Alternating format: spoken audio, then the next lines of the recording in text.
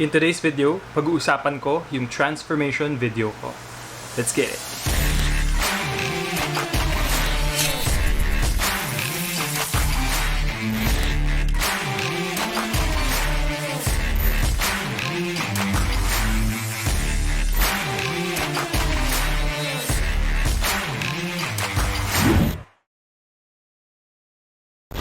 What's good YouTube? Welcome back to the channel, Jacob Alava. At today, pag-uusapan natin ang transformation ko up to this point. So yung video ko guys, that was from around mga 2010 to around 2018 and tutuloy natin siya. Habang nagpe-play siya, I'll be talking about the transformation, yung mga ginawa ko. So before we start the video, gusto ko lang pag-usapan ang current partnership ko with the Jug Dealer. Okay, so the Jug Dealer, they recently sent me two water bottles. This one's the 800 ml water bottle. These are insulated, so 20 hours cold, 10 hours hot. So kung naghahanap kayo ng insulated water bottles, they are a very good brand. So this one is the 800 ml one. Kita mo may handle pa. And this one, they sent me over the 2-liter one as well.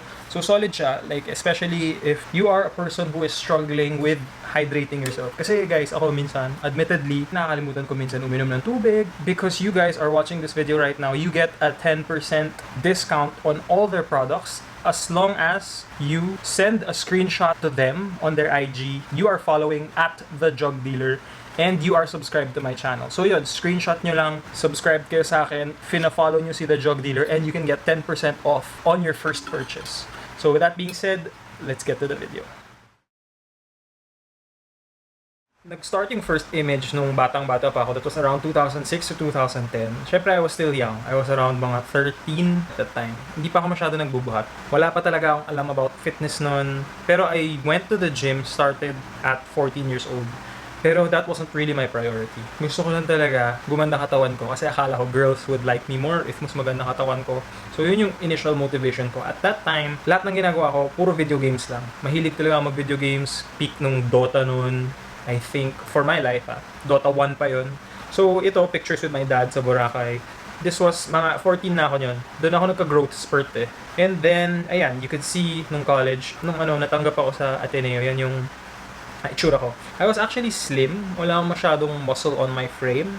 As you can see sa arms, compared to, let's say now, diba? Pero that was around 2009 to 2010. Ayan, you could see from my limbs, and yeah, medyo nerdy look. Yeah, I used to play a lot of games, and nagja-gym na ako. Ginagamit ko lang yung machines dun sa gym. So I just walk in the gym, and gagamitin ko each machine, leg, chest, back, kung ano-ano, without the proper form. Wala pa akong free weights na. And yun ang ginagawa ko. Ayan, fast forward, medyo college na to. So college was about 2010 to 2014.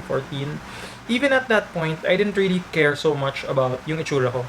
Kasi mas nakakakuha ko ng, mas masaya for me to play games eh. I wasn't exactly the skinniest person, pero I didn't have a lot of muscle on my frame. Kita mo medyo naging chubby yung cheeks. Yan, medyo slim. This was around 2012 to 2013. Medyo naging conscious ako sa itsura ko. So, mas naging regular ako mag-gym. Mas natuto ako mag-free weights. No? Ito yung mga dumbbells and compound exercises, yung mga bench press, squat, things like that. Marunong na ako. Pero not exactly the best form, pero ginagawa ko siya once in a while. So, yan, 2012, kita mo, like, I wasn't exactly skinny. Pero, kita mo, I had decent size naman. Medyo chubby lang ng konti sa mukha. Ayan, medyo regular na talaga ako nagja-gym niyan. Pero, again, it's less of the free weights. Marunong na ako, but less of that. More of the machines. Okay, so yung mga machines kasi, di ba na sila kailangan i-set up, go on the machine, tapos gagawin mo lang yung exercise. Kaya, for me, that was, mas madali yun kasi hindi siya nakaka-intimidate. Diba?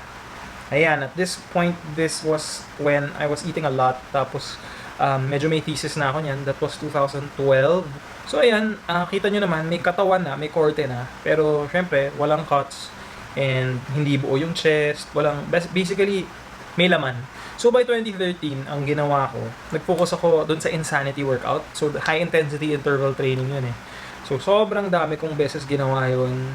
Me and my friend Jerome, nag-ano kami nun sa house niya. No? Lagi kami nag-insanity, siguro like 5 to 6 times a week. Crazy. So parang mga 600 to 700 calorie burn yun per exercise, lalo na yung next phase. Kasi 2 phases yung insanity.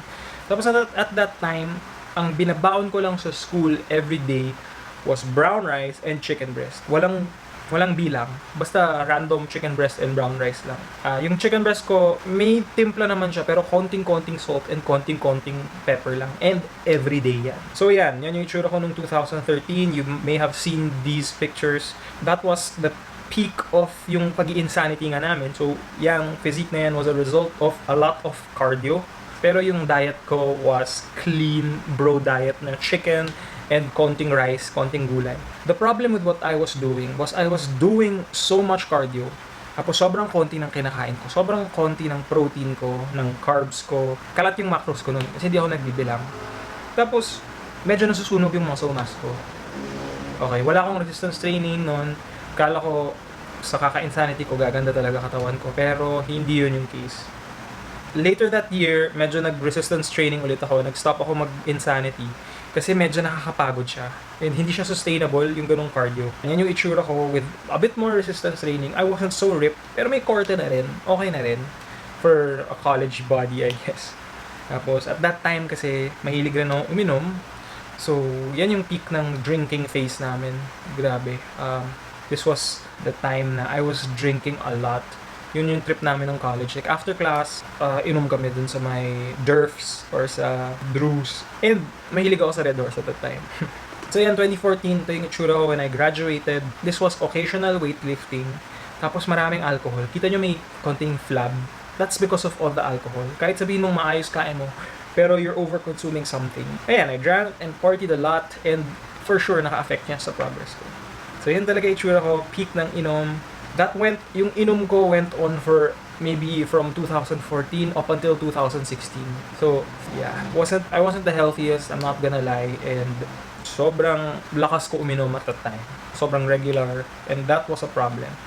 So, nung 2015, I chanced upon the Jeff side, and si Ziz. Nakita ko yung videos ni Jeff side. At that age, I was like, ano tong katawan na to? Paano magkaganyan? Paano ko ma-achieve yung ganyang katawan? Na-inspire ako dun. Yun yung nakita ko kay Jeff side. He was so young at that time. Mga 17, 18 siya nung time na yun. Eh ako mga nasa 22, 23 na ako nun. So yun yung nag-motivate sa akin. Nakita ko katawan ni Jeff side. Tapos nakita ko si Ziz. Rest in peace, Ziz. Wow. Pero anyway, sila talaga nag-motivate sa akin and nakita ko yung lifestyle nila, lagi sila nagbubuhat, ganyan. So nung year na yon, the same year na na-motivate nila ako was the same year na nag-aral ako about macronutrients and calories. Kasi my friend si Yuri, shout out Yuri, siya nagturo sa akin paano ano ang macronutrients, ano ang calories. So from then on, nag-research ako, inaral ko siya, and in-apply ko siya for the very first time noong 2015. So noong 2015, ayan, medyo umaayos na. And this was the first physique na nakuha ko noong 2015. Yung kwento dyan noong 2015 was, I was eating more protein than usual. I was training, lifting heavier weights and free weights more often. Tapos, mas gumaling ako at doing that. So, ito yung naging physique ko. Naturally kasi, ang strong points ko are my arms and my legs. Kaya kita nyo dito, may size na siya. And I was consuming, again, protein na my body wasn't used to that amount, which was mga 1 gram per pound. So, talagang nagka-gains talaga ako 2015. I had 3 months to cut kasi yung grad gift sa akin ng airpod ko, punta kami ng States. Yan. And doon talaga nagsimula yung lifestyle ko. Pumunta kami ng States ng airpod ko, nakapag-gym kami doon. So, grabe yung mga gyms doon, sobrang laki. And the people there are huge. Grabe. People there are huge. And talagang heavy lifting was a norm. Dito kasi sa Philippines, hindi masyadong uso ang heavy lifting. Parang the aesthetic here, or yung mga sumisikat dito basically are slimmer guys. Slim guys, mga model type body na medyo ripped, may abs, ganyan. Ayun, nung pumunta talaga akong States, pumunta ako ng Venice Beach, nakita ko yung mga nagbubuhat doon, and nakapag-gym ako somewhere in New York. Yan, Richie's Gym. Grabe, yung mga gym nila doon sobrang laki, and yung mga tao doon sobrang laki. So, yun, medyo na-inspire pa ako lalo. So, 2016, this is where things picked up. Ito talaga yung nag-all-in ako sa buhat. During these periods, I was working as a Sun Life financial advisor. So, hawak ko yung oras ko. Wala akong corporate job at that time.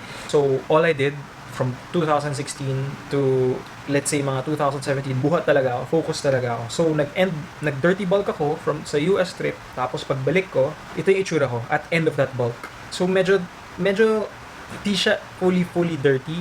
May contained pa naman siya. Kasi kung full dirty talaga yun, sobrang taba ko talaga nun. So, it was still medyo contained. And I packed on good size. Tingnan nyo naman. Okay. Start of 2016, end of my bulk. So, nag-cut na ako dun. So, my friend si Patty, bubuhat na yan. So, si Jan Hong. So, regular na talaga ako nag-gym dyan. Puro free weights. And confident na ako magbuhat. Confident. Alam kong tama na yung form ko. May mind-muscle connection na ako. Kita nyo yung quad ko dyan. No? Nagle-legs na ako. Basta maayos yung split. This entire time, bro, split lang yan. Wala pa ako ibang alam na split at that time. And nag-jump rope ako sa bahay. Nagka-cardio na rin ako. Ayan. You know. Sina Jeff side. Talaga nagpausa yan. Sina Ziz. So, yun. Sila yung influence ko talaga. And ayun, nagpo-posing ako. Di naman ako nagko-compete. Wala naman akong balak mag-compete. Pero, ayun. Tapos naging regular ako magbuhat, guys. Yun yung secret eh. Naging regular ako. So, compound lifts. Tapos, progressive overload. I didn't even know what progressive overload was at that time. So, ginagawa ko lang, binibigatan ko lang buhat ko over time. The more na ginagawa ko, the more binibigatan ko, the more naging consistent ako, and for sure, magkaka-gains ka. Basically, na-in love ako sa lifestyle. Yun. Kita nyo naman, nagpo-post ako parang gago. Diba? Nung 2016, dyan ako nag-cut. Nakita nyo na yung mga pictures niya sa iba kong videos. First run ko of bulking and cutting. Hindi ko in-expect. Lalo na, mukha ko may size dito sa picture na to. Pero in person at that time, payat. Medyo lean, kita talaga yung abs. Pero payat yan in person. But I got lean. First time in my life did I ever see my full set of abs. My quads, my delts, lahat. Ito, for you guys starting, nakaka-addict siya. Masarap na makita yung hard work mo na, ito pala yung potential ng katawan ko. Ganito pala kaganda. And I did this all naturally. No PEDs, no anything. This was all natural.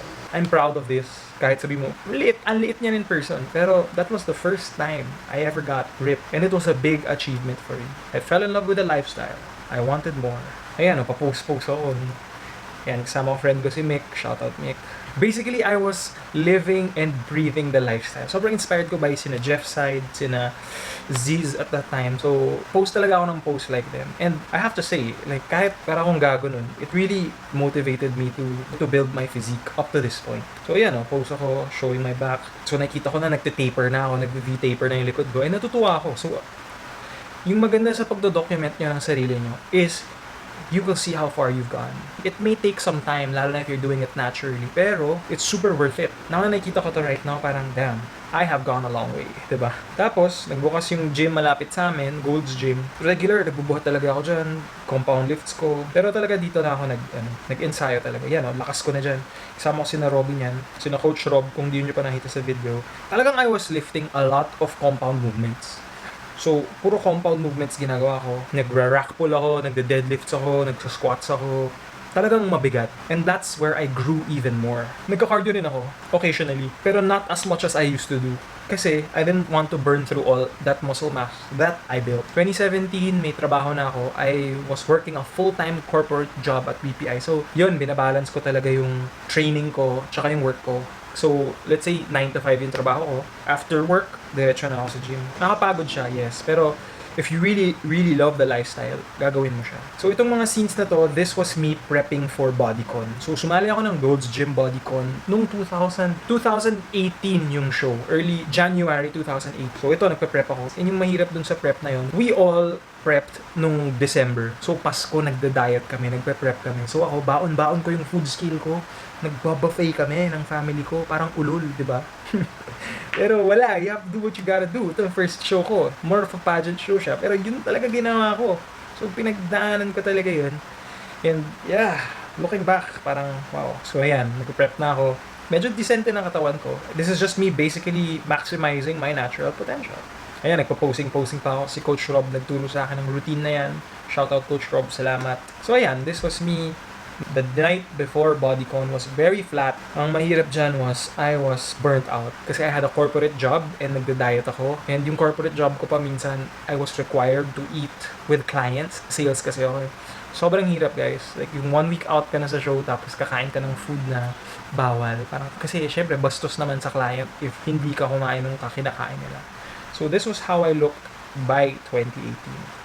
I'm gonna show you a few more pictures ng bodycon. So, ito kami ng mga competitors ko. Ayan, so I was pretty conditioned, I was happy, I did it all naturally. So, in person, maliit lang ako nun. You may see na parang, ang laki mo dyan pero guys, in person, ang liit ko as a natural.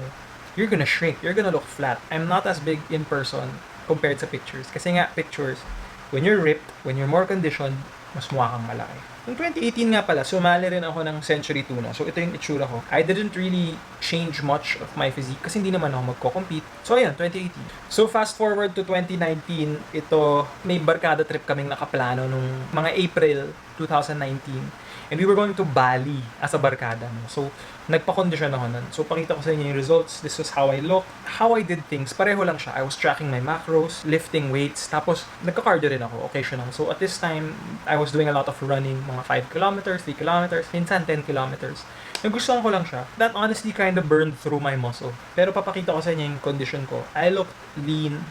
I looked good. I liked the way I looked here. Kasi it wasn't too big, wasn't too shredded. Sakto lang siya. So, yan yung itsura ko ng 2019. Now, by end 2019, ito na. Medyo my coaching was doing well and medyo napapagod na ako sa grind nung corporate job ko. And I felt na it wasn't really where my passion was. And my passion was in fitness, ganyan, coaching. So, nung September 2019, I took a leap of faith and I quit my job. Nag-resign ako. May October yun yung last day ko. And from then on, nag-commit talaga ako into improving my physique and my body. Since October, up until mga January to February, I bulked really hard. Pakita ko sa inyo guys yung bulking ko. 6 times a week, push-pull legs, and 1 day rest. And guys, talagang nag-all-in ako dun. Sobrang nakakapagod siya. I was eating a lot. I was eating mga 2,700, 2,800 calories. Hindi naman ako umabot ng 3K because I was growing and I was lifting heavy. So I bulked really hard. 6 times a week ako nag-exercise. Once a week rest. And I had a program. I made myself a program. 6 times a week. Sobrang bigat ng binubuhat. Relative to my body, I really grew. Pumalo yung weight ko ng mga almost 190. I never hit 190 pero almost 190. Siguro I'd say close to 190, mga 188, 189 for 5'9". That's pretty big. That's pretty bulky. That bulk paid off. So ayun, nagpalaki ako. Tapos, nag-start ako ng cut ko by around early Feb. Ang difference this time was, structure ng program ko, nung bulk, tsaka yung kain ko, I was on point. Tapos, nung nag-cut ako, ito, pakita ko sa inyo, slowly but surely, nag-cut ako for, until mga April, I was cutting for a beach trip. I wanted to look my best. The biggest and leanest I could. Hindi siya natuloy. It took me mga 3 to 4 months. So, ang difference this time around was, yung cut ko, dinaan ko talaga sa weightlifting, and sa kain. Sobrang accurate ng kain ko. Sobrang structured ng program ko. And I retained a lot of size getting cut. So, pakita ko sa inyo yung pictures. Seeing that, isipin mo, laki mo Pero in person, guys, hindi ganun kalaki yan. Kasi, I'm showing you my good angles. So, ayan. So, looking back, medyo, it took a while for me to grow. Siguro, yung maayos was 2015 up until 2020. So, that's 5 years. Kung i-count mo yung nag-insanity ako, that's mga 7 to 8 year transformation. And if you see me in person, guys, I'm not so big. The camera shows that I'm big, but honestly, I'm not that big in person. I'm just lean. But now, hindi masyado.